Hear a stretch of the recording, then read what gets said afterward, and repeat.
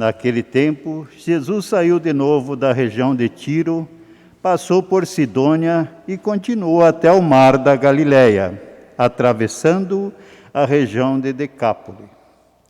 Trouxeram então um homem surdo que falava com dificuldade e pediram que Jesus lhe impusesse a mão. Jesus afastou-se com o homem para fora da multidão e em seguida colocou os dedos nos seus ouvidos, cuspiu com a saliva, tocou a língua dele. Olhando para o céu, suspirou e disse: Ephitá, que quer dizer, abre-te. Imediatamente seus ouvidos se abriram, sua língua se soltou e ele começou a falar sem dificuldade. Jesus recomendou com insistência que não contasse a ninguém, mas quanto mais ele recomendava, mais eles divulgavam. Muitos impressionados diziam: Ele tem feito bem todas as coisas. Aos surdos faz ouvir e aos mudos falar. Palavra da salvação. Glória a vós, Senhor.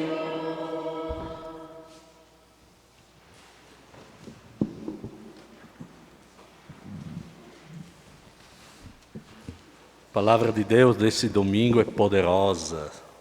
Se vocês puderem, leve os folhetos lá para casa, repasse. Tanto a primeira leitura do profeta Isaías, a carta de Tiago, que é bombástica, e esse evangelho.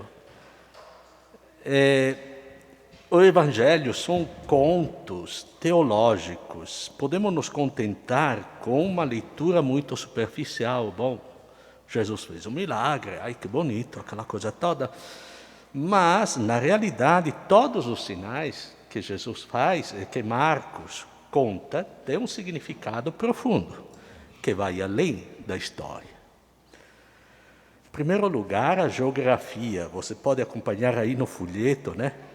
Jesus saiu da região, de novo da região de Tiro, passou por Sidônia e continuou até o mar da Galileia. Estamos lá no norte, Tiro está na Fenícia. Foi para Sidônia, ainda mais no norte. E continuou até o mar da Galileia. Foi lá para baixo. Fez a volta do mundo, uma coisa que não tem muita lógica. Mas só para fazer ver que Marco entende que o ministério de Jesus abrange todos os povos, e não só o povo de Israel. Então vai lá e pega todos os fenícios, a região da Decápole, etc., da volta do mundo, daquele mundo, né? Então trouxeram um homem surdo, que falava com dificuldade. Atenção que quando na Bíblia, sobretudo no Evangelho, aparecem esses surdos, esses mudos, é um surdo interior, daquele surdo que nós falamos no começo da Bíblia, né? Não tem pior surdo do que quem não quer ouvir, né? Que falava com dificuldade, exatamente por se fechar em si, não é capaz nem de expressar. E pediram que Jesus lhe impusesse a mão. Aqui Jesus faz muito mais que impor a mão. Jesus afastou-se com o homem. No Evangelho de Marcos tem 7 vezes esse verbo afastar. Jesus que chama in disparte, se afastar. E 6 vezes é dirigido aos discípulos. Se afastou. Então, esse surdo, na realidade, eram os próprios discípulos que não entendiam a palavra dele. Afastou-se para fora da multidão, como fazia normalmente, ele pegava os discípulos, agora vamos nos retirar para explicar as parábolas para vocês. Porque os discípulos, Pedro, Tiago, João, Filipe, etc., eram muito duros para compreender, não compreendiam de jeito nenhum, né? E aí, o que Jesus faz? Em seguida, colocou os dedos nos ouvidos. Aqui a palavra ouvido é mesmo a orelha, né? Cuspiu. Na Bíblia, a saliva é o concentrado do Espírito, né? Então, tem o Gênesis, né? Que cospe na terra, com a saliva tocou a língua dele, olhou para cima, para o céu, suspirou. Esse suspirou é como falar ufa. Vamos ver se vamos conseguir. E disse, éfata, que é uma palavra aramaica, e quando o Evangelho de Marcos, que é escrito em grego, coloca na palavra aramaica, essa palavra em aramaica é dirigida aos discípulos. Aos discípulos. E atenção, não fala aos ouvidos, que poderia ter falado, abri-vos ouvido. Ele fala, abre-te. Fala para a pessoa, se abra, meu filho. Se abra a sua cabeça, abra seu coração. Não dá para ficar tapado lá assim. Abra-te. Imediatamente os ouvidos se abriram, mas aqui o ouvido não é mais as orelhas.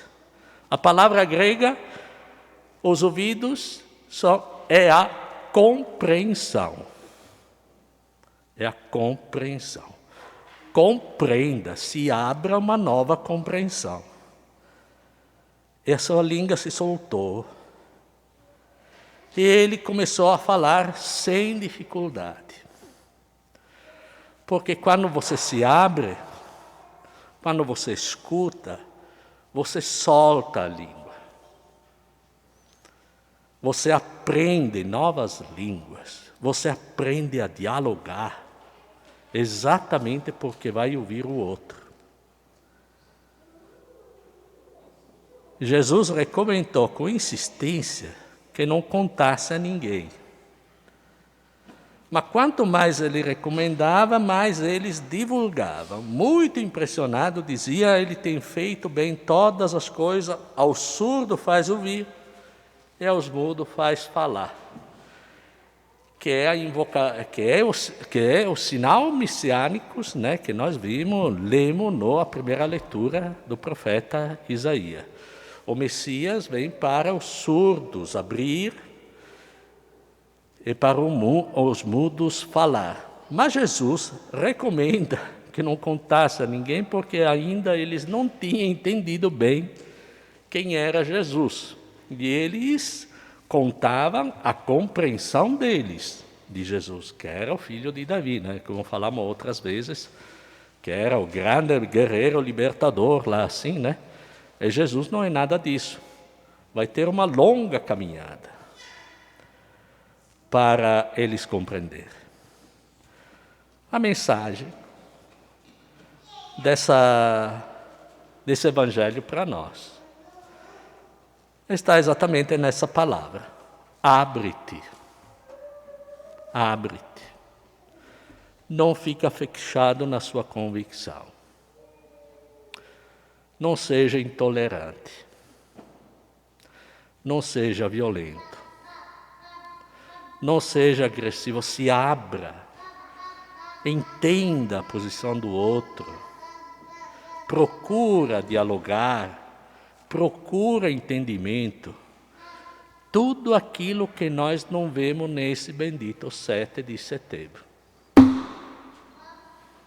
E temos que começar de nós, viu? Temos que começar de nós. É tarefa da igreja, dos cristãos, mudar essa sociedade. E aqui o Dom Balmor, que é o presidente da CNBB, faz um apelo, gente.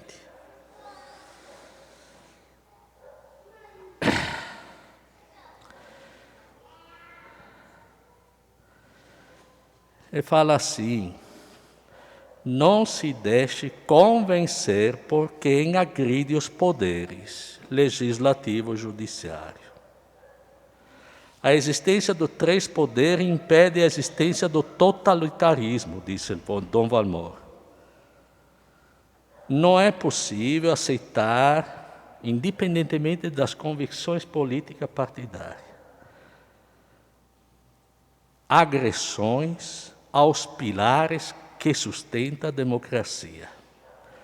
Agredir, eliminar, hostilizar, ignorar ou excluir são verbos que não combinam com o sistema democrático, menos ainda com o Evangelho. Menos ainda com o Evangelho. Então, o apelo é respeite a vida e respeite a vida do seu semelhante. A intolerância nos distancia da justiça, da paz e nos afasta de Deus. Somos todos irmãos. Essa que é a verdade do Evangelho. No Dia da Pátria, 7 de setembro, rezemos para que o Brasil encontre o caminho para superar suas crises. Rezemos também pelas vítimas do Covid. Louvado seja nosso Senhor Jesus Cristo.